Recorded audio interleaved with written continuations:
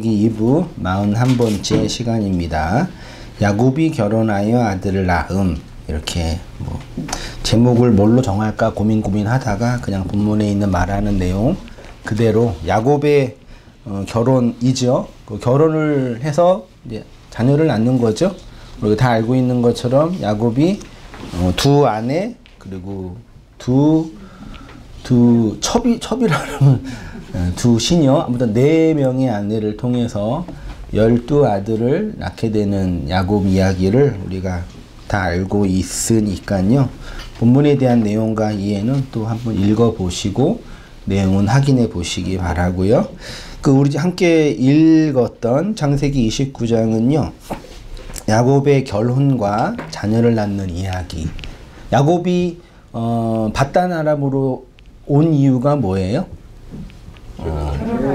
물론 이제 에서의 그 위협으로부터 생명을 보존하기 위해서 도망 온 거지만 또 사실은 아버지의 유언처럼 너는 여기에서 아내를 얻지 말고 그 조부 할아버지의 그 동네에서 가나안 땅이 아니라 그 바벨론 지역에서 아내를 얻으라 라는 말씀도 있었으니까 내용적으로는 결혼하기 위해서 아내를 얻기 위해서 온 거지요. 이는 하나님이 우리를 당신의 신부로 선택하고 우리를 신부로 얻기 위하여 하늘에서 땅으로 내려온 이야기를 모형하고 있는 것이라고 말씀을 드렸잖아요. 그러니까 오늘 야곱의 이 결혼의 이야기는 예수의 혼인을 통해서 누구와? 교회와의 혼인을 통해서 아들을 낳는 그 성도들을 낳는 교회를 낳는 이야기를 담고 있는 거고, 이러한 내러티브 이야기를 통해서 이제 어떻게 복음적인 은혜들을 이제 적용이라 그러면 적용을 해야죠. 우리가 이해하고 해석해 내야 되냐, 그게 중요한 관점인 것 같습니다. 30장에서는요, 여기 29장이죠. 30장에서는 야곱이 이제 재산도 많이 모으죠. 단풍나무, 살구나무, 은행나무 이렇게 해가지고 아롱지인 거 해가지고 양 많이 얻잖아요. 재산도 많이 축적해가지고 이제 돈도 많이 벌고 해가지고 이제 다시 고향으로 돌아가겠다라는 이야기도 하게 됩니다. 그러니까 야곱은 베델을 떠나서 라반이 살고 있는 하란 지역에 도착하게 되는 이야기가 29장 1절부터 14장까지 나와 있어요. 우리 읽지 않았는데요. 처음 왔는데 1절을 보시면 야곱이 길을 떠나, 어디의 길을요? 베델의 길을, 베델에서 경험했죠. 베델의 길을 떠나 동방 사람의 땅이, 그러니까 이게 하란 지역이에요. 바단 아람. 그러니까 하란 지역 어느 지역에 바단 아람이 있었던 것 같아요. 갈대아 우르 지역이에요. 초승달 지역. 바벨론의 그 문명이 번성했던 지역이요. 거기에 이제 정착하려고 갔는데 가서 거기에서 이제 우물이죠. 우물에서 누구 만나요? 라헬을 첫눈에 반한 거죠. 라헬을 만나게 되고 여차여차 해가지고 이제 라반의 집에 머무르게 되는 이야기입니다. 그러다가 15절에 가면은요, 계속 머무르니까 한 달은 그냥 공짜로 머무르고 있다가 15절에 라반이 뭐라 그랬냐면 야곱에게 이르되 내가 비록 내 생질이지만 어찌 그저 내 일을 하겠느냐, 내 품삯을 어떻게 할지 내게 말하라. 이렇게 해서 이제 어떤 그 새로운 관계가 만들어지게 되는 것 같습니다. 그리고 이제 이렇게 있다가 품삯을 내서 일을 하다가 라헬을 얻기 위해서 몇 년이요? 7년을 일하기로 약조를 한 것 같네요. 근데 7년 동안 일을 하고 결혼식 날이 되었고, 첫날 밤을 지나고 나서 그 다음날 아침에 내가 원했던 라헬이 아니라 원하지 않았던 레아 이게 좀 이해되나요? 7년 동안 같이 지냈었는데 이제 라헬을 사랑해서 라헬이랑 결혼하기로 했는데 결혼식을 했죠. 고대 시대 때는 결혼식 7일 동안 했었잖아요. 결혼식을 하고 혼인식 다 하고 밤에 밥 먹고 첫날 밤을 지냈는데 그때까지 모르다가 다음날 아침에 헐 이게 가능하나? 약 먹었나? 술 많이 마셨나? 이해가 안 돼요. 그 어떤 주석집을 보면 술을 많이 마셔가지고 진짜 그렇게 돼 있더라고요. 결혼식 날 술을 많이 마셔서 신부가 누구인지 모른다 뭐 나이트에서 요즘 애들이 만나는 것처럼 그렇게 만난 건지 모르겠는데 이 말이 되냐고 이게요. 말이 안 되죠. 아무튼 그렇게 성경이 이제 기록되어지고 있다. 기록되어졌다. 그렇게 해서 이제 한다가 이제 그 다음날 아침에 이제 결혼식은 7일 동안 하는데 첫째 날 지나고 나니까 라반한테 이게 뭔 짓이냐 그러니까 라반이 뭐라 그래요? 몇 절에 있냐면요.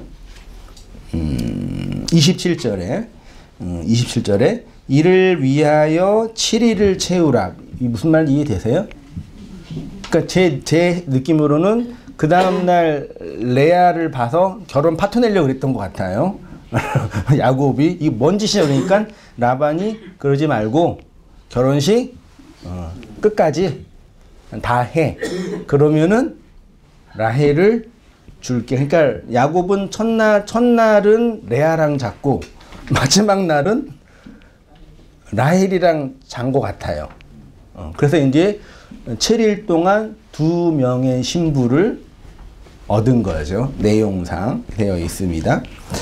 자, 이렇게 썼습니다. 라반이 그 지역의 풍습을 근거로 라헬이 아니라 첫째인 레아를 먼저 보내었다고 하고 야곱은 어쩔 수 없이 7일간의 혼인 예식을 채우게 됩니다. 그리고 라헬을 위해서 다시 7년을 일하게 되지요. 고대 시대의 결혼 예식은 7일 동안 진행이 됐습니다. 라헬이 아니라 레아인 것을 확인한 야곱이 라반에게 항의를 하자 라반은 야곱이 레아와 7일 동안 혼인 예식을 다 채우면 라헬을 준다고 했습니다. 그리고 그렇게 7일의 혼인 예식을 채우게 되어서 라헬을 아내로 얻게 되고 다시 7년 동안 그러니까 무임금으로 밥은 먹었겠죠. 집은 있었고 일하게 되는 거죠. 그러니까 굳이 야곱의 생애 속에 아내를 얻기 위해서 14년을 일하게 되는 거예요. 7년.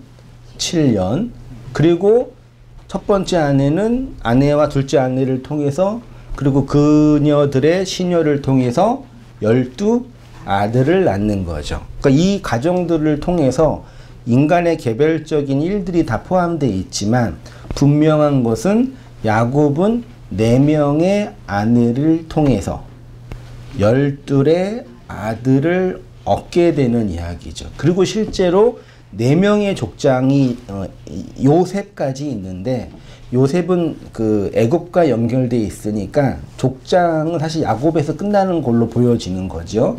그래서 이제 그 이스라엘의 이제 그 모습이 만들어지는 어떤 내용이 되는 과정 속에서 하나님의 섭리가 이렇게 일하고 있지 않았나라고 보여집니다. 여러분은 이 이야기가 이해가 되십니까? 결혼하기 위해서 굳이 7년 동안 노동을 해야 한다는 근거는 어디에 있는 것일까? 5년 일하면 안 되고 8년 일하면 안 돼요. 혼인 예식 이후 레아와 첫날 밤을 보냈는데 그녀가 누구인지 몰랐을 수도 있을까? 그런 질문도 생각이 들더라고요. 우리 이 본문을 통해서 어떠한 복음적인 교훈과 은혜를 얻을 수 있을까? 성경이 오직 예수 그리스도의 십자가와 부활의 영광을 증언하고 있는 책이라고 한다면 이 야곱의 결혼식과 자녀를 낳는 이야기를 통해서 어떠한 예수와 그리스도를 볼 수 있을까라는 고민이 들었어요. 그래서 제가 뭐 많이 성도님들 그러셨겠지만 젊은 시절 성경 공부할 때 성경 공부 방법이 많이 있잖아요. 뭐 조직신학적 성경 공부가 있고 또 성경책적 성경 공부가 있고 또 어떤 게 있냐면 인물별 성경 연구가 있어요. 아담으로부터 시작된 구약의 모든 인물들을 성경에 있는 내용 그대로 분석해서 공부를 하는 거죠.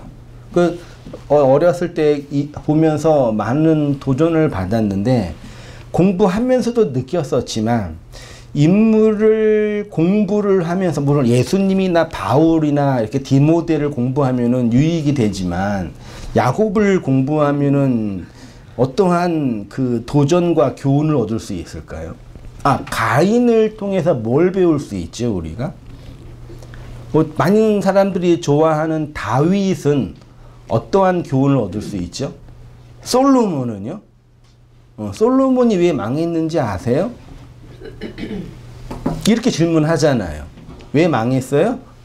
이방 여인들과 많이 결혼을 해서. 그러니까 성경을 이런 식으로 보게 되면은 그냥 우리 삶에 도움이 되는데, 도전이 되는데 그 이상이 안 되는 얘기죠. 야고베이라는 인물을 통해서 물론 은혜롭게 잘 설명할 수 있죠.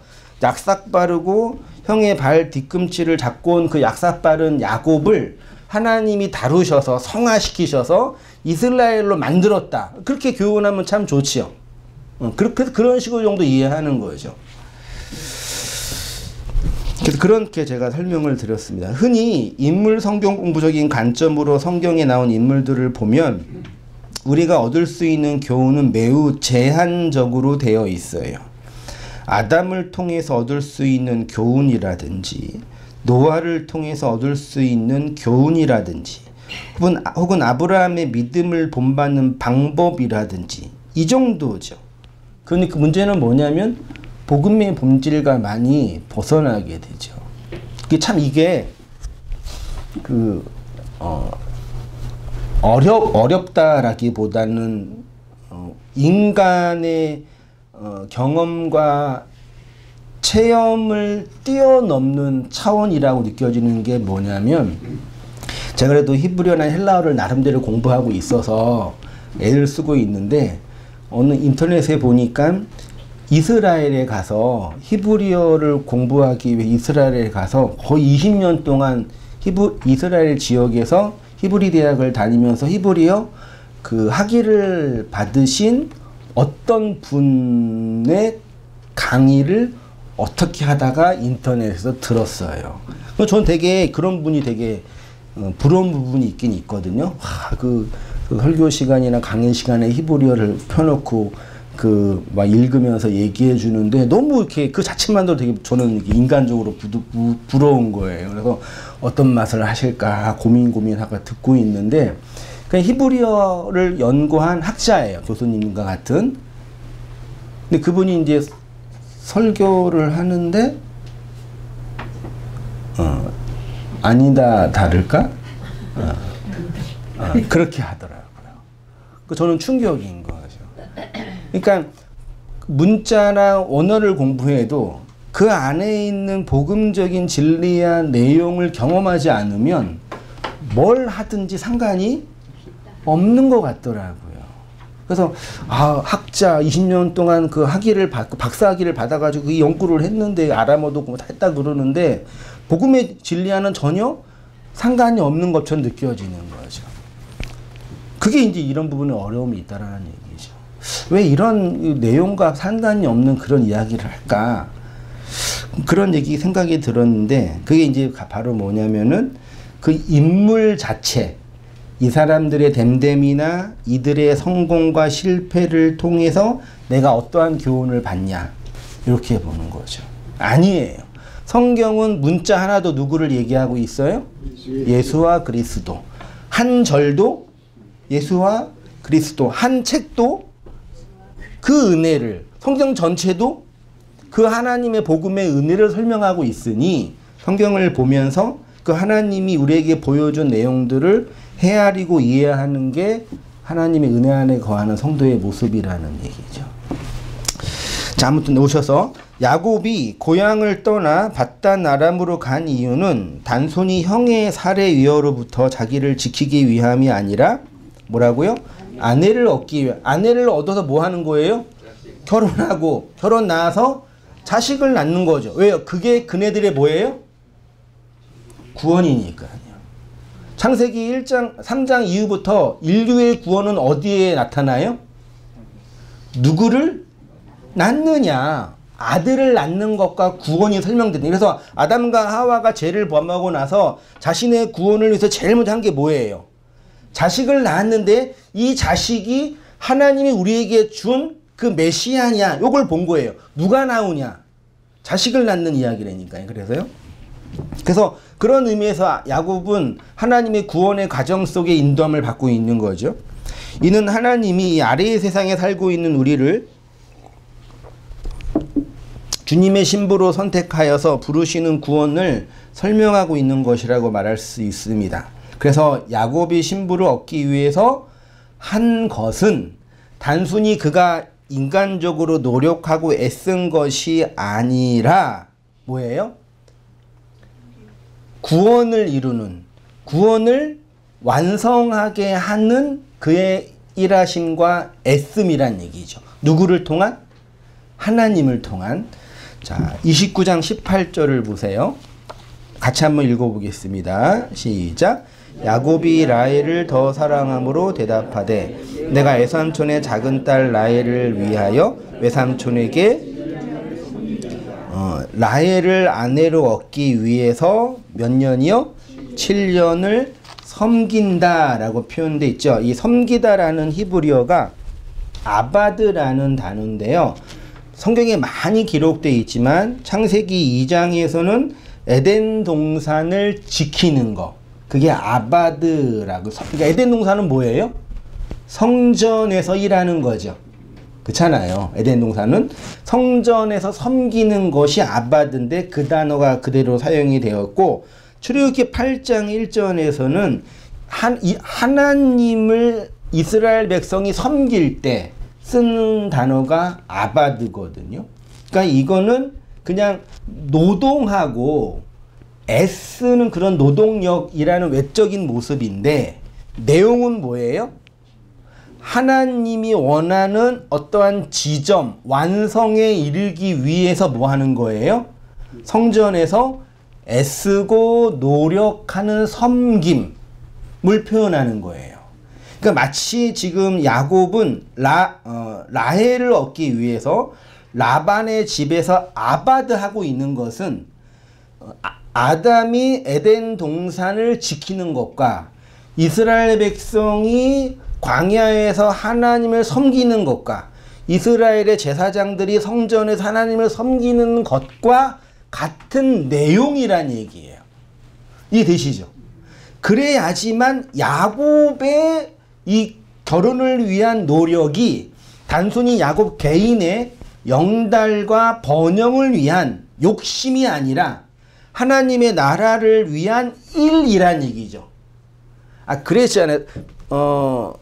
히브리서 11장 12장에 믿음의 선진들 얘기하면서 아브라함은 믿음으로 이삭을 바쳤다 그랬죠. 그것을 히브리서 기자는 아브라함의 강력한 믿음의 헌신이라 그랬잖아요. 이삭은 믿음으로 뭐 했다 그래요? 에서와 야곱을 축복한 것이 아브라함이 이삭을 바친 것만큼의 믿음의 일이라 그랬단 말이에요.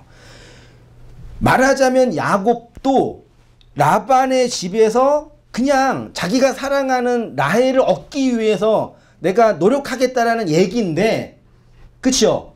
얘기인데 내용은 뭐냐면 하나님의 일을 하고 있는 거란 말이에요. 성전에서 하나님을 섬기고 있는 일을 하고 있는 거란 말이에요. 그걸 보셔야 된다니까요. 그래야지 야곱의 생애가 단순히 우리가 본받고 따라야 할 어떤 그런 교훈이 아니라 그를 그렇게 다루시고 인도하고 계시는 하나님의 손길들을 보게 되는 거고, 그 속에서 또 누구를 보는 거예요? 나아가 이 믿음으로 살 필요 없는 세상에, 이해되시나요? 믿음의 의지로 굳이 안 살아도 살 수 있는 세상에서 믿음으로 살게 하는 힘이 된다는 얘기죠. 쉽게 말해서 우리가 일상에서 살고 있는 개별적인 그 일들이 결국 무슨 일이라고요? 하나님이 우리에게 야곱에게 요구하는 것처럼 하나님을 섬기는 아바드하는 일이라는 걸 알게 된다는 얘기예요. 이 이야기를요, 예수님은 이렇게 표현을 했습니다. 마태복음 20장 28절에 인자가 온 곳은 섬김을 받으려 함이 아니요 도리어 섬기려 하고 자기 목숨을 많은 사람의 대속물로 주기 위해 오셨다 그랬잖아요.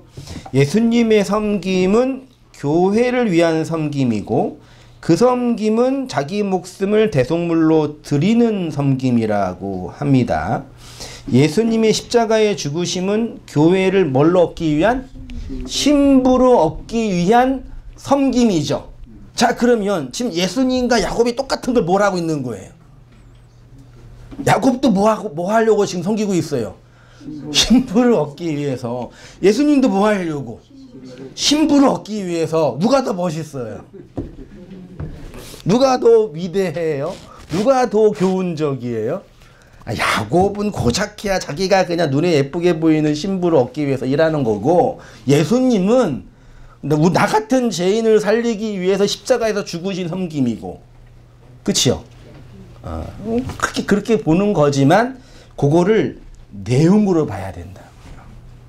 그러니까 저는 28절, 물론 전체지만 29장 18절에 야곱이 라헬을 위해서 라반을 섬기는 그 일이 아내를 얻기 위한 섬김이란 얘기죠. 그렇죠? 그거는 예수의 대속적 죽음을 그대로 설명하고 있는 거죠. 자, 밧단 아람에서 야곱은 이렇게 열심히 섬겼습니다. 신부를 얻기 위해서 7년을 섬긴다고 하는데 요 7이라는 개념이 재미있죠. 29장 21절부터요. 30절까지죠. 제가 잠깐 23절을 보세요. 줄친 부분이요. 저녁에 그 딸 레아를 야곱에게로 데려가매 야곱이 그에게로 들어가니라. 라반이 또 그의 여종 실바를 그 딸 레아에게 시녀로 주었더라. 25절 야곱이 아침에 보니 레아라. 라반에게 이르되 외삼촌이 어찌하여 내게 이같이 행하셨나이까. 쭉 가다가 27절에 이 일을 위하여 7일을 뭐하래요? 채우라. 그러면 내게 주리니 내가 또 나를 7년 동안 섬길지니라. 그냥 좀 애매하지만 그림을 그리면 야곱이 밧단 아람에 와서 몇 년 동안 일했어요? 7년 동안 일하고 누구를 신부로 얻으려고 그랬어요? 라헤지만 여기가 레아를 얻은 거죠. 그리고 이제 결혼 예식이 며칠이에요? 7일이고 알게 돼서 마지막 날 누구를 얻게 된 거예요? 라헬을 얻게 된 거죠. 그렇죠? 그러니까 내 그림으로 보면 그리고 라헬을 얻어서 얻은 내용으로 몇 년 더 일해야 돼요? 7년. 그러니까 라헬을 7년 전 맨 처음에는 7년 일하고 얻은 줄 알았거든요. 근데 오늘 본문에는 뭐예요? 결혼식 날 1+1이 된 거예요. 줄 테니까 요거 결혼식만 다 채우면 이거만 다 채우면 얘 줄게. 그럼 끝난 거잖아요. 그치요? 이미 얻었죠? 얻었죠? 그 약사빠른 야곱이 아싸! 예, 네, 얻었잖아요. 굳이 7년은 무일푼으로 일할 필요가 없어요. 있어요? 없어요? 야곱의 심성상. 형까지 속여먹은 그 나쁜 인간인데. 그렇게, 그런 게 추론을 해봤죠, 개인적으로. 근데 굳이 또 라헬과 결혼을 하고 나서 또 7년을 또 보냈다. 이 기간 동안 다른 돈벌이가 아니라 그냥 라헬만을 위해서. 그래서 앞에 7년, 뒤에 7년, 14년이 된 거예요. 횟수로는요. 14년인데 요 14년이 그냥 7이 아니라 가운데 7이 또 있는 거예요. 혼인 예식의 7이 있는 거예요. 내용상. 그걸 한번 보자. 근데 이제 그러면서 27절에 라반이 야곱에게 이를 위하여 7일을 뭐하라 그래요? 채우라 그랬죠. 7일은 요 7일은 샤부아라는 단어예요. 샤부아는 뒤에 단어 없나요? 각주가 없나? 제가 썼는데 4페이지에 각주가 있습니다. 샤부아는 7일도 되지만 7의 기간이에요. 혹은 7의 날이에요. 그러니까 원래 7일이 7날이죠. 그때 그 날은 요밀에서 24시간이라고 우리가 이해하는데 성경의 그 요문 시간적으로 24시간도 되지만 어떤 기간이란 얘기죠. 그러니까 7일은 단순하게 보면 되고 내용적으로 더 깊이 들어가면 7의 기간이에요. 여러분 7의 기간은 뭐예요?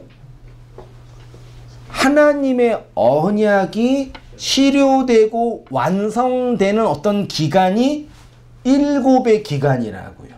그러니까 제 개인적인 묵상으로 본다면 앞에는 7연으로 돼 있어요. 원문에도요.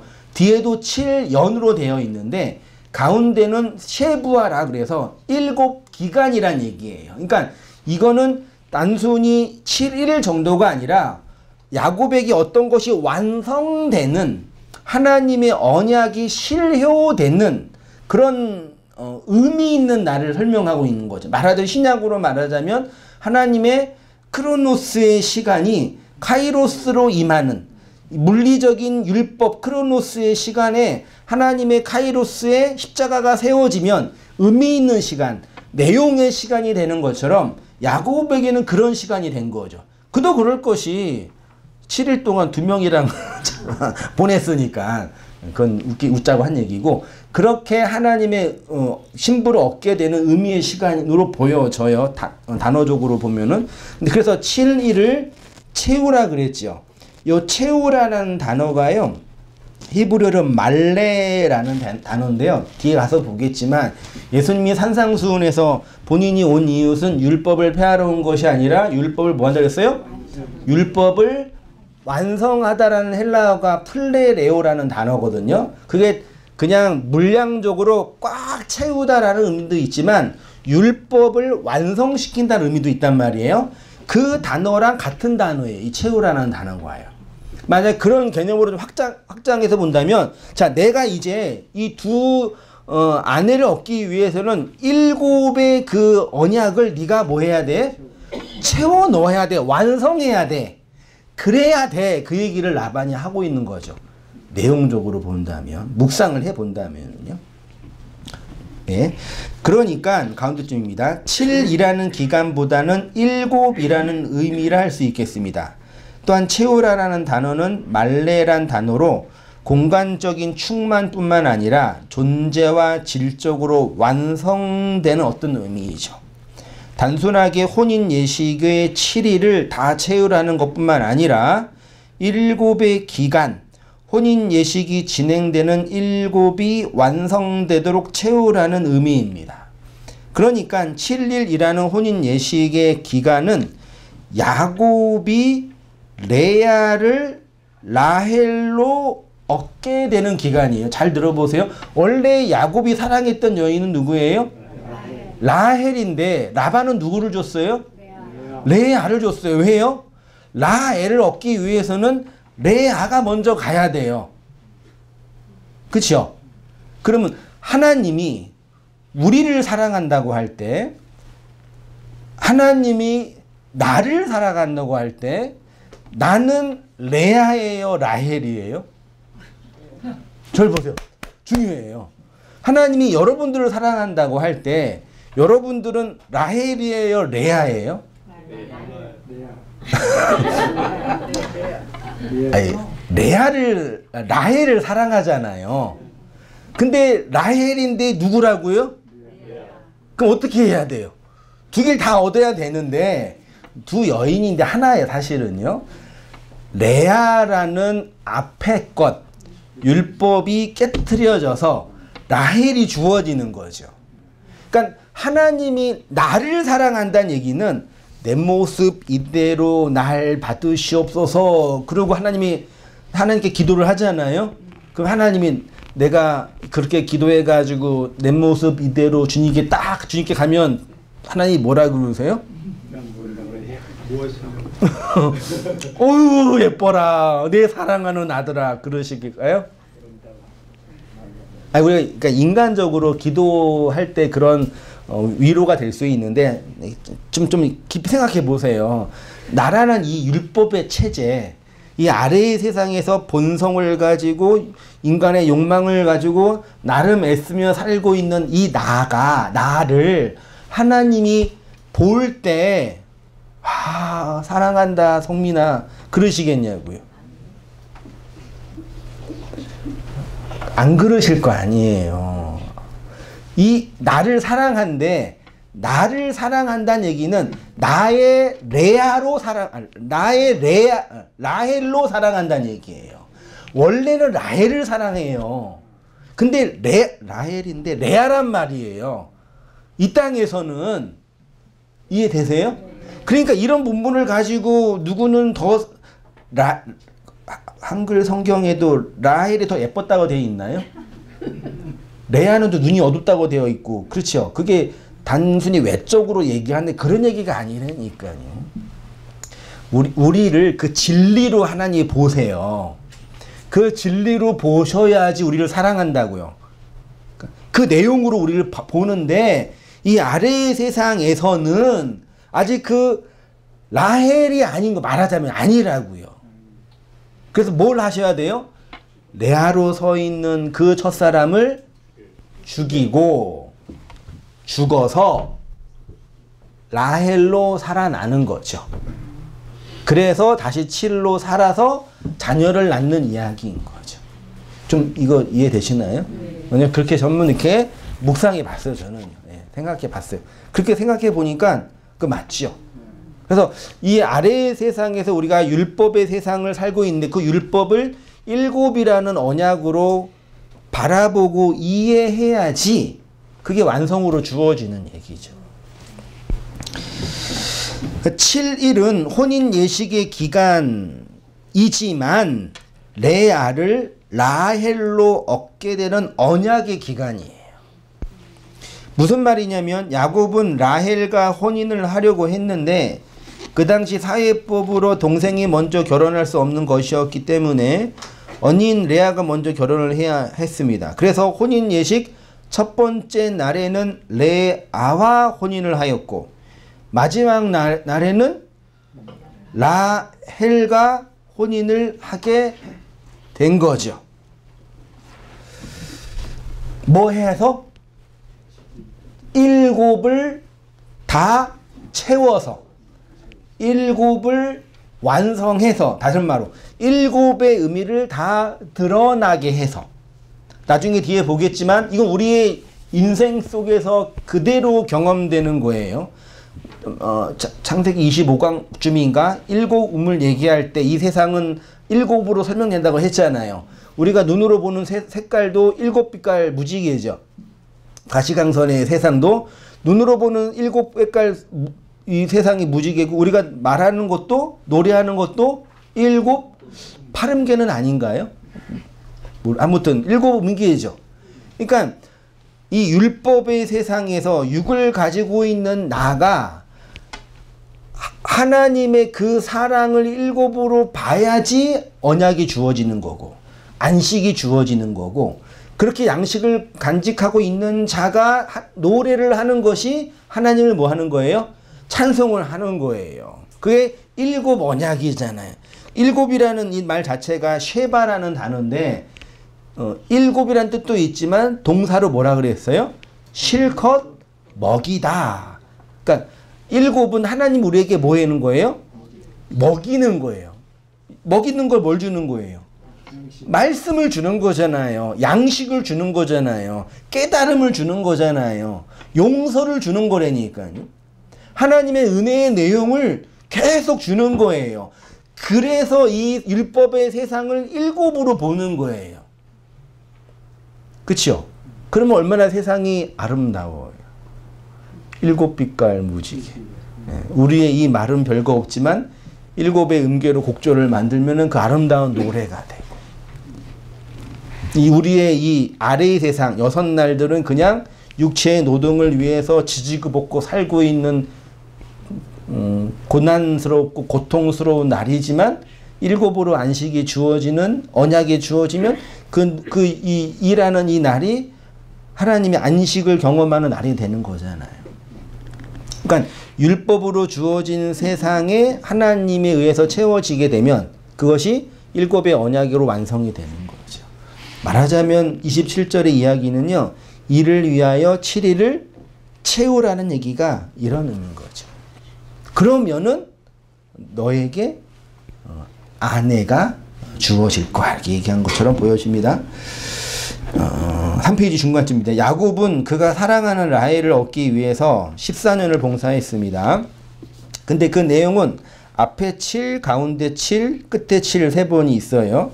앞에 7은 라헬과 결혼하기 위한 섬김의 시간이었고 가운데 7은 레아와 라헬과 혼인하는 시간이었고 뒤에 7은 라헬을 얻어서 수구하는 시간이었어요. 28절에 7일간의 결혼 예식의 시간을 채우니까 라헬을 얻게 되었습니다. 그러니까 실제로 야곱이 레아와 라헬을 동시에 아내로 얻을 수 있게 된 것입니다. 앞에 7년은 레아를 위한 7년이었고 뒤에 7년은 라헬을 위한 7년이었고 가운데 7은 두 여인과 연합하게 되고 결혼하게 되는 7이었습니다. 이와 같은 본문에서 분명하게 알 수 있는 것은 라반이 야곱에게 요구한 것은 결혼을 위해서 7을 채우라는 얘기죠. 야곱은 그 7을 다 채워서 자기가 원하는 아내를 얻을 수 있게 됐습니다. 7은 이렇게 하나님의 언약이고 그 언약 안에서 하나님이 풍성히 먹이시고 입히시는 관심과 배려와 인도하심의 내용인 것입니다. 7 색깔로 세상에 있는 하나님의 사랑을 보는 것이고 7 음계로 하나님을 찬송하는 것이고 7의 날로 하나님이 주신 이 율법의 세상을 풍성한 양식으로 살아가게 되는 거죠. 야곱이 우리의 신랑이신 그리스도를 모형한다고 한다면 우리는 신부인 레아와 라헬을 상징할 수 있겠죠. 레아와 라헬은 신부로 하나인데 뭐라고요? 둘이에요. 앞에 신부는 율법이고 뒤에 신부는 쉽게 말하면 그냥 진리예요. 원래 예수님이 사랑하는 신부는 어떤 신부예요?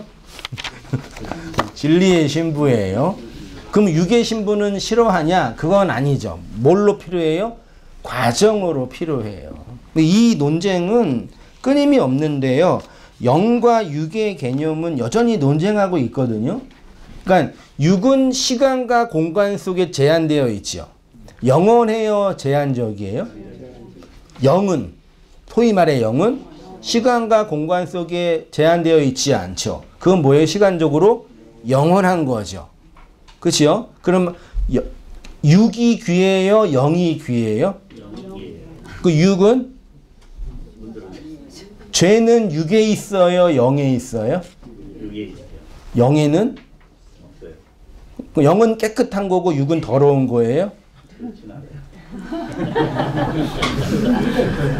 자꾸 묻지 마세요. 자꾸 묻지.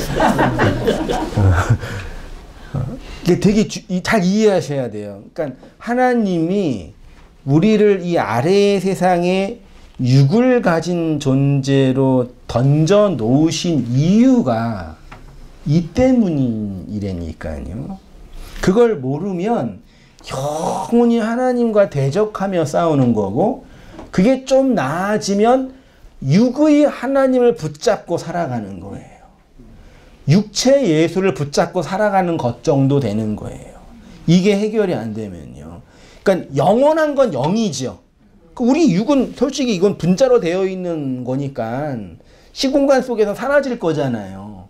그러니까 영원하지 않아요. 그렇다고 이게 가치가 없다라고 말하면 또 안 되죠. 이거는 영을 위해 필요한 과정이란 말이에요. 반드시. 그래서 뭐 지금도 천사로는 지금도 논쟁의 거리인데 천사는 육이 있어요, 없어요? 그러니까 히브리인의 개념이나 고대 종교의 개념에 그런 영육 개념이 있는데 영만 있는 존재는 없다고요. 하나님이 우리에게 만들어 주실 때 육을 주신 이유는 이 육을 통해서 영으로 살아가는 과정과 내용을 주라고 한 거죠. 근데 그 내용이 되기 위해서는 육의 세상에, 율법의 세상에 하나님이 우리에게 주신 그 언약, 일곱을 볼 줄 알고 양식으로 먹을 때 영으로 완성이 된다고 하는 거죠. 그 예수님이 육은 무익하나 내게 너에게 주는 영은 영원한 거라고 그랬잖아요. 4페이지죠. 율법의 세상에서 율법으로 살기 위해서 보내신 것이 아니라 하나님의 그 진리 모노게네스를 가진 자를 불러 세우기 위해서 보내셨어요. 이 세상에요. 근데 그 진리의 율법이라는 형식을 가지고 있지요. 그래서 그 율법이 뭐 해줘야지? 육이 깨어져야 영이 새롭게 되는 거죠. 진리가 되는 거죠. 근데 우리의 육이 깨지면 돼요? 안 돼요? 물리적으로. 그러면 그 영을 알 수 있는 기회조차 없잖아요. 이해 안 되셔요? 그러니까 우리의 육체, 율법이 깨어져야 영이 되는데 실제로 우리의 육이 깨어지면 뭐예요? 없어지는 거잖아요. 그래서 누가 대신 깨어지고 죽은 거예요? 예수가 이런 얘기 하신 거 아까 말씀드린 것처럼 내가 율법이나 선지자를 폐하러 온 줄로 생각하지 말라. 폐하러 온 것이 아니요 뭐예요? 완전하게. 요게 플레로 아까 라반이 야곱에게 일곱을 채우라 할 때 그 단어란 말이에요.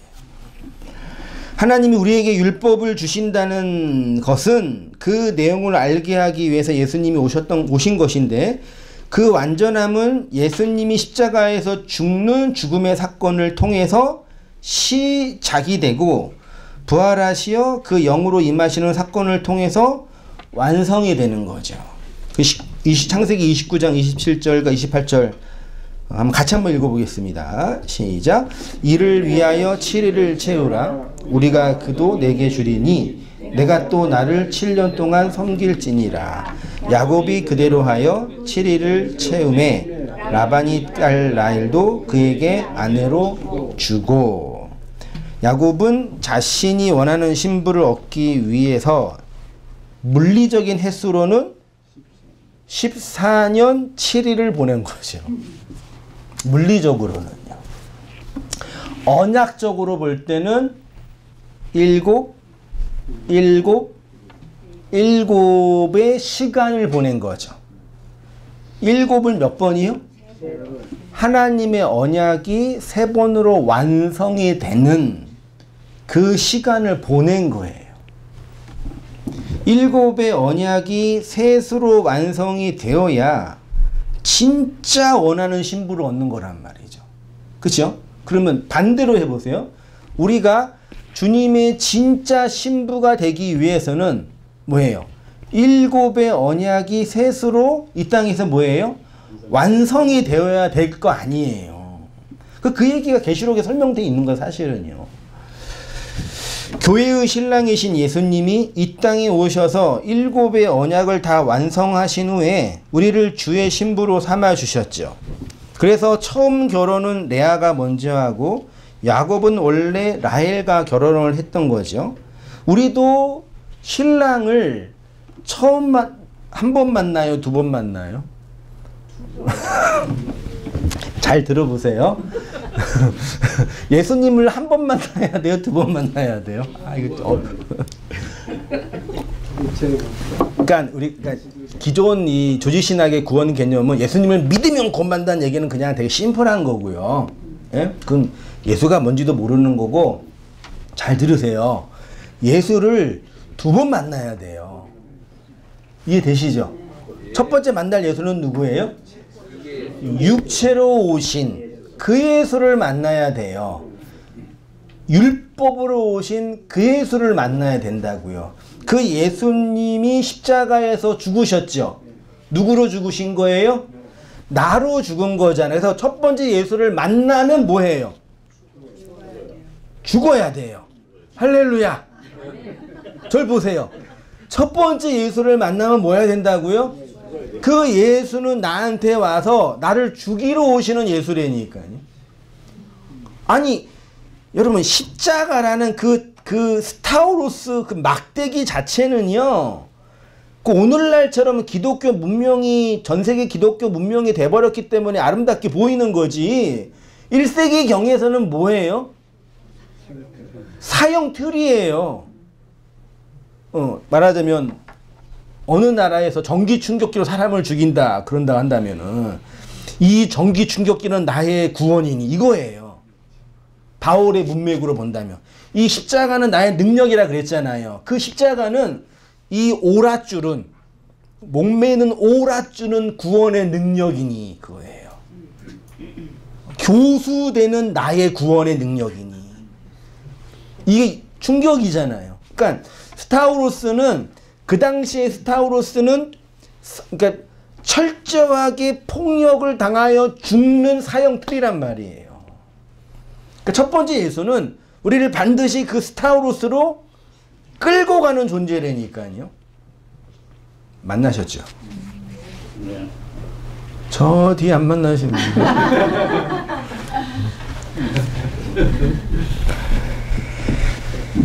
그리고 그렇게 죽으며 그렇게 죽으신 예수가 소위 말해 3일 만에 부활하여서 영으로 오셨잖아요. 그 영이신 예수를 만나는 거를 뭐라 그래요? 성령 강림. 그 신약적인 용어로 성령의 임재 혹은 성령의 내주 구원론에서 그렇죠. 예수님을 믿으면 영이 내 안에 들어온다는 그런 단순한 교리가 있잖아요. 성령이 내 안에 내주한다라는 거예요. 그 얘기라니까요. 그때 오신 성령은 예수 그리스도의 영이지만 육체로 오신 예수가 아니라 뭘로 오신 분이에요? 영. 근데 그 영은 이 역사 안에서 뭘로 있어요? 말로 있잖아요. 말씀으로 있잖아요. 이 역사 안에서는요. 이게 신비라니까요. 그 영은 영원한 건데 이 우리의 역사 안에서는 뭘로 있다고요? 말씀으로 있어요. 그래서 그 영을 먹이는 게 하나님의 언약이 실현되는 거죠. 실컷 먹이는 거니까. 그래서 예수님이 베드로한테도 내 양을 뭐 하라 그래요? 먹이라 몇 번 해요? 세 번 했잖아요. 그 먹는 게 뭐예요? 쉐바니까 쉐바. 7의 안식을 지키게 하라 그 얘기예요. 그거를 내 양을 먹인다.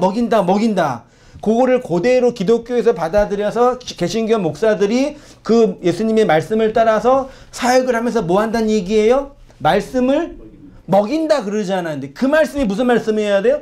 7 언약의 말씀이라고요. 이해되시죠? 그게 언약에 실효되는 거예요. 그렇게 언약에 실효되면 그 말을 먹은, 그 영을 먹은 사람이 그리스도의 부활에 동참하여 그 영을 받은 자로 살아가게 되는 거죠. 그렇게 된 자를 하나님이 뭐가 됐다? 아들, 자녀가 됐다. 그래서 야곱이 이렇게 해가지고 아들을 뭐예요? 낳는 거죠. 몇 명을요? 12이라는 명수가 아니라 12이라는 아들. 아들은 12이니까요.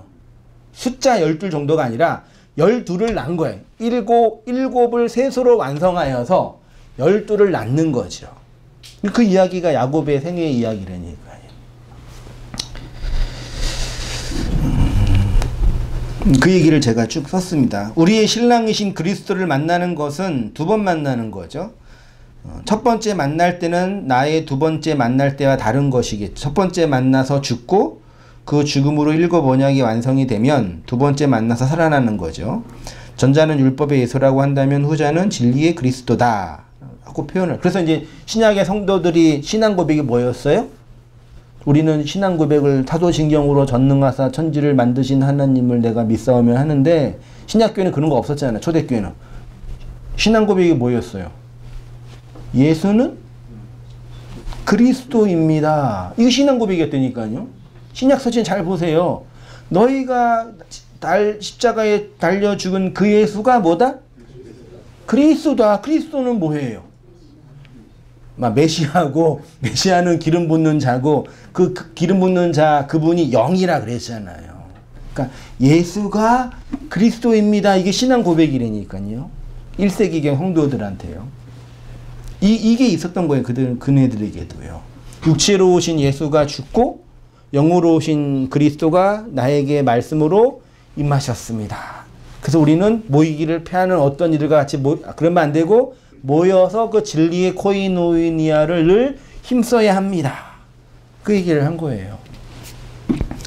이 이야기는 출애굽한 이스라엘의 2번의 강을 건널 때도 동일하게 경험이 됐죠. 성도들은 세례를 몇 번 받아요? 2번 제가 말씀드리는 세례는 장로교에서 주는 세례나 침례에 주는 세례가 아니라 성경이 말하는 세례예요. 그거는 그냥 교단에서 주는 세례고 인간이 쓴 세례고요. 첫 번째 세례는 물 세례고 두 번째 세례는 성령 세례, 불 세례 같은 얘기예요. 물 세례로 죽고 성령 세례, 불 세례로 살아나는 이야기죠. 율법의 세례인 물 세례를 받고 은혜의 세례인 불 세례를 받아야죠. 물 세례는 예수님을 믿어서 십자가에서 죽을 때 받는 것이라고 한다면 불 세례는 뭐예요? 그리스도의 영을 받아서 살아날 때 받는 거죠. 세례 2번 받으셨죠? 아유, 저는 아직 세례 안 받았네요. 그러지 마시고. 유월절 어린 양으로 오신 예수님은 오순절 그리스도의 영으로 다시 오셨잖아요. 유월절의 어린 양이 오순절에 영으로 오셨죠. 그런 의미에서 성도는 구원의 경험을 몇 번 한다고요? 2번 해요. 결혼도 몇 번 해요? 2번. 2번 하는 거예요. 육체 예수와 결혼하고 율법의 예수와 결혼하고 죽고 이혼하여 진리의 예수와 재혼하는 거죠. 그렇죠? 네, 그 얘기입니다. 그래야 진짜 열둘이라는 아들을 낳는 거죠. 이 이야기가 구약의 3대 절기로 설명이 됐죠. 다 아시죠? 유월절, 맥추절, 수장절. 구약의 3대 절기 있잖아요. 유월절은 이스라엘 백성이 홍해를 출애굽할 때 그 정한 절기고 그 다음 7일 동안 무교병을 먹는 절기가 무슨 절기예요? 무교절이. 그러니까 유월절 다음이 무교절이잖아요. 7가 설명되는 거예요. 유월절 다음 7이 7번 되면 49가 되고 그 이튿날 50일째 되는 날 무슨 절기예요? 맥추절 오순절이에요. 오순절 날은 맥추를 처음 걷는, 그러니까 첫 열매를 거두는 절기죠. 오순절 날 우리가 성령을 받아서 첫 열매가 된 거잖아요, 말하자면요. 그리고 이제 첫 열매를 거두고 가을을 지나서 가을에 추수를 해서 가을에 추수한 곡식을 창고에 드리는 절기가 무슨 절기예요? 그게 수장절 혹은 장막절 등등으로 설명이 된 거죠. 그러니까 유월절은 첫 번째 신부를 만나서 죽고, 오순절은 두 번째 신랑을 만나서 살아나 생명을 잉태하여 장막절에 뭘 낳는 거예요? 아들을 낳는 그림으로 세 개의 절기가 설명되고 있는 거죠. 그러니까 마치, 지금 야곱의 일생 속에서는 아직 율법이 다 이렇게 계시되지 않았잖아요. 장막절, 초막절 이런 거 없었잖아요. 야곱이나 아브라함에게는요.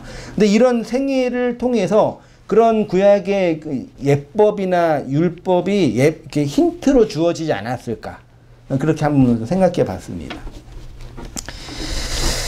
5페이지입니다. 읽어볼게요. 유월절은 어린 양의 죽음으로 출애굽한 이스라엘의 구속을 기념하는 절기이죠.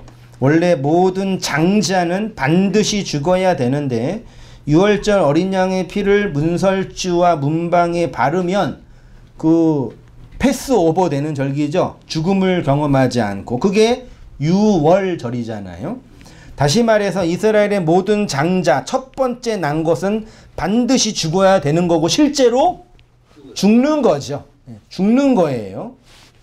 즉 율법으로 난 모든 것이 죽는다는 것을 기념하는 절기가 유월절이고 예수가 그 유월절에 어린 양으로 죽으신 거죠. 그러면 그 예수의 죽음 속에 나의 첫 번째 것, 율법의 것, 레아의 것이 뭐예요?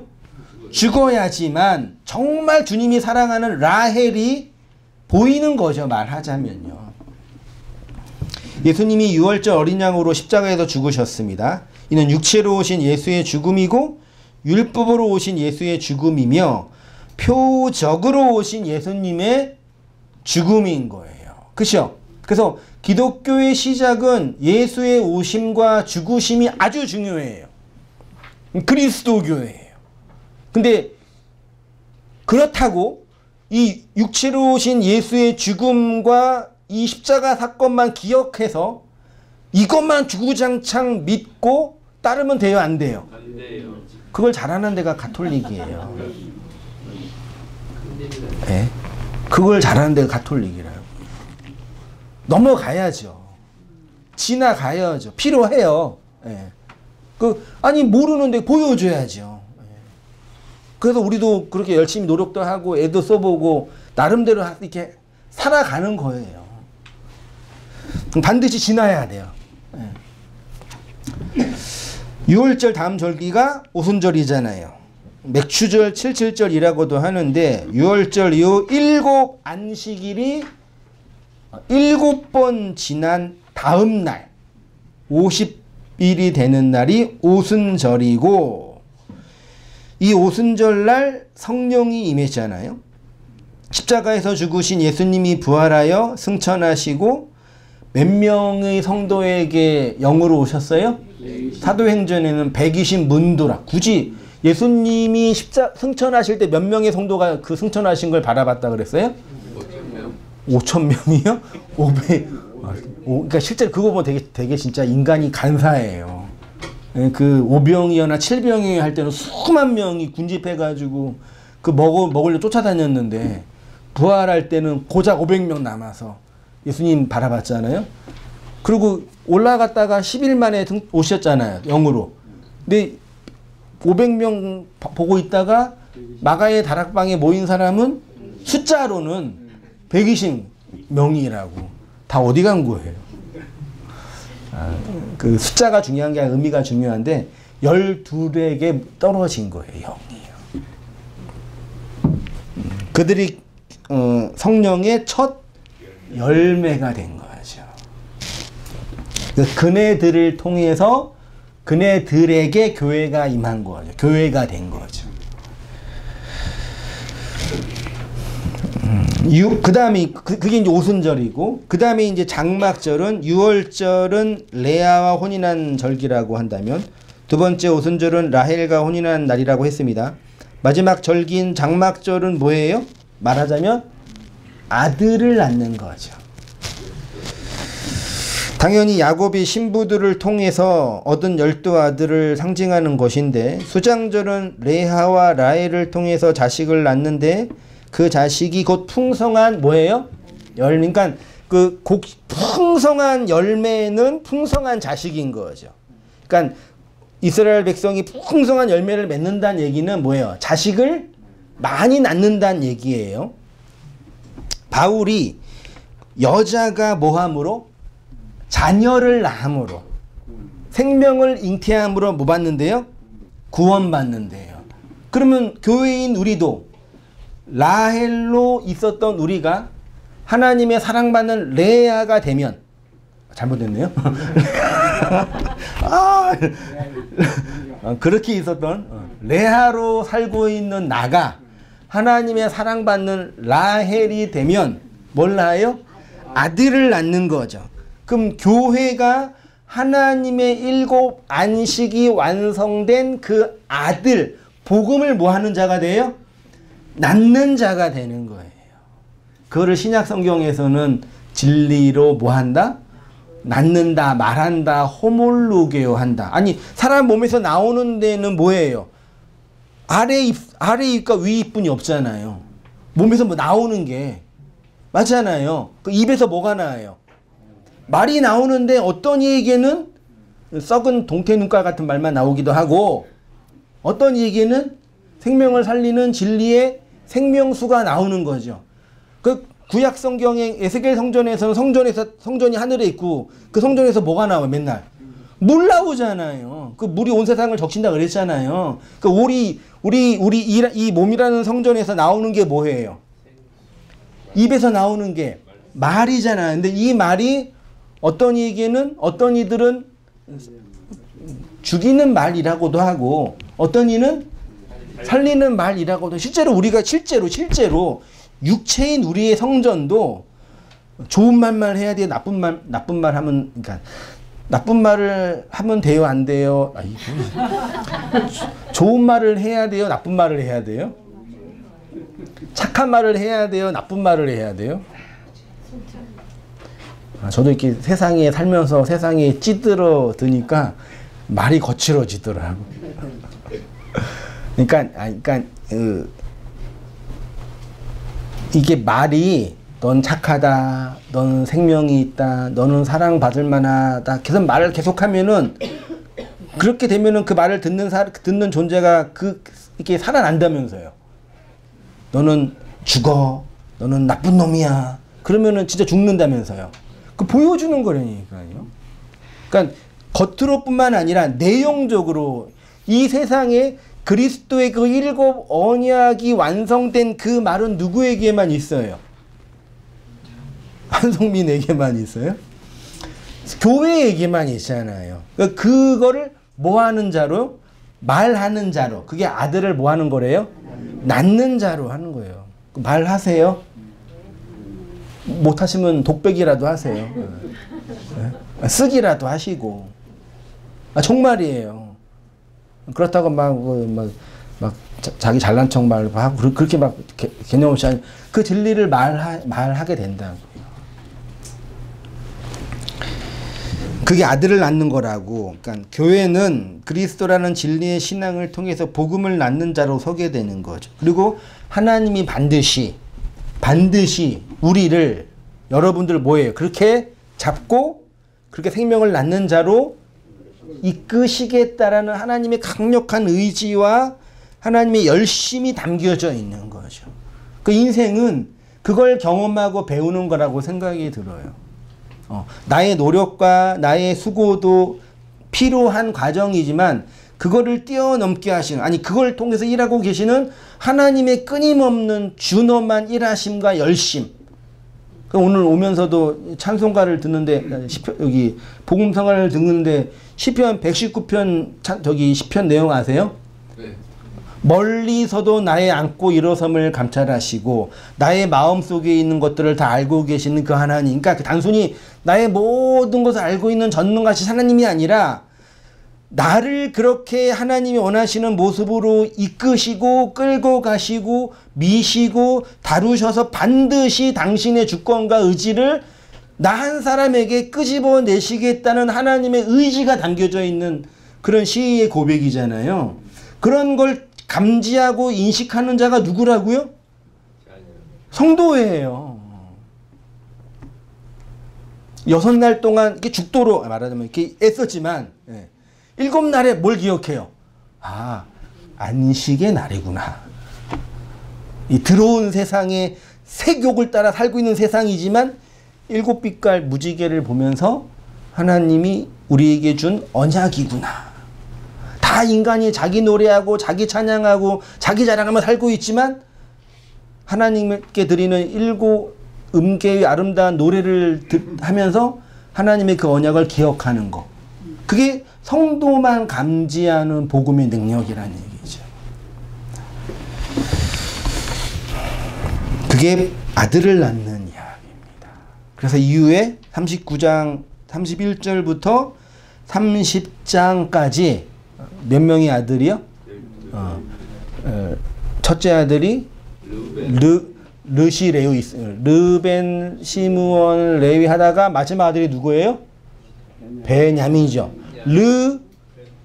르우벤, 라아벤. 그렇죠? 라 뭐예요? 보아라, 보세요. 벤. 이게 아들이에요. 그리고 마지막이 뭐예요? 벤야. 벤은 아들이고 야미는 뭐예요? 오른편, 진리. 자 보세요. 아들을 보세요. 그게 진리의 아들이에요. 첫째부터 12제까지 아들을 설명하는 이야기란 말이죠. 마지막 읽고 마치겠습니다. 이렇게 우선 르우벤으로부터 시작해서 베냐민까지 12아들을 낳게 됩니다. 첫째인 르우벤은 보라 아들이라 혹은 아들을 보아라 라고 하시고, 마지막 베냐민 오른편의 아들 혹은 진리의 아들을 낳게 되는 거죠. 이 12아들은 각각 개별적인 아들이지만 진짜 아들인 그리스도를 모형하고 또 그리스도를 따라 아들이 된 우리들의 모습을 상징하고 있는 거죠. 이렇게 7으로 하나님의 사랑과 은혜를 헤아린 자는 12이라는 아들을 낳는 자가 되는 것입니다. 이 은혜 안에서 살아가는 성도님 되시기를 주님의 이름으로 축원드립니다. 네, 기도하겠습니다. 하나님 아버지, 이 아래의 세상에서 하나님이 언약하시고 설명해 주신 7의 말씀들을 깨우치고 헤아려서 그 은혜를 흡족히 누리며 살아가기를 간절히 빌고 원합니다.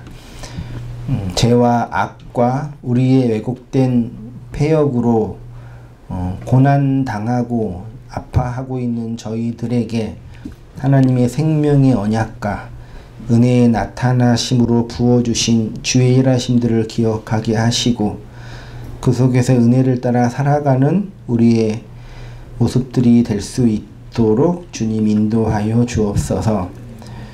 주님이 우리의 라헬됨을 사랑하신다고 말씀하셨사오니 그 사랑받는 자의 모습이 어떻게 역사 안에서 나타나고 있는지를 보게 하시고, 그 사랑 안에서 안식하며 은혜를 누리며 살아가는 우리의 모든 삶들이 될 수 있도록 아버지 하나님 인도하여 주옵소서. 명확하게 증언하신 이 복음의 말씀들을 잘 듣고 우리 역사, 일상, 우리의 의식, 마음 안에서 주님께서 폭풍처럼 일하고 계심을 보게 하여 주셔서 부족한 저희들을 다루시고 인도하시고 어거하시고 열심으로 이끄시는 하나님의 손길 안에서 풍족한 은혜의 안식을 누리며 살아가는 우리의 모든 삶들이 다 될 수 있도록 하나님 인도하여 주시옵소서. 이제는 우리 주 예수 그리스도의 은혜와 하나님 아버지의 크신 사랑과 성령의 교통하심이 사랑하는 모든 성도님들의 삶 속에 지금부터 영원까지 함께 있을지어다. 아멘.